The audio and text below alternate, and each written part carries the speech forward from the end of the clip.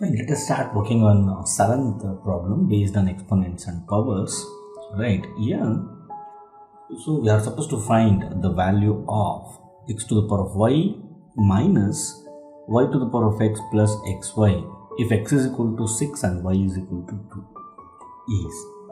Right, what they have given? They have given the value of x and y, that is x is equal to 6 and y is equal to 2. What you need to do here is you need to substitute.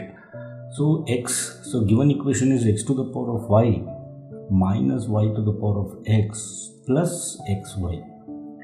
Right, so this is what the value we need to find. So let us substitute. Here x means 6, that is 6 to the power of y. Y means what? 2, right? Minus y is equal to 2 and x is equal to 6, 2 to the power of 6 plus xy, that is x is 6 and y is equal to 2.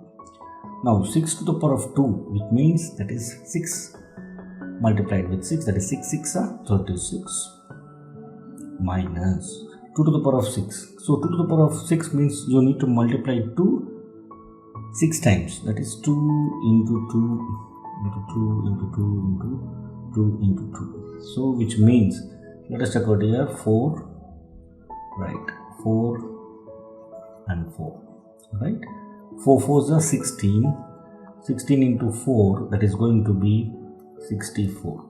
So this is minus 64 plus 6 into 2, that is going to be 12. So now 36 and 12 you need to add. Why? Because it is as positive signs. 36 plus 12 is 48 minus 64. Now, so you need to subtract here 64 minus 48, so which is going to be 16.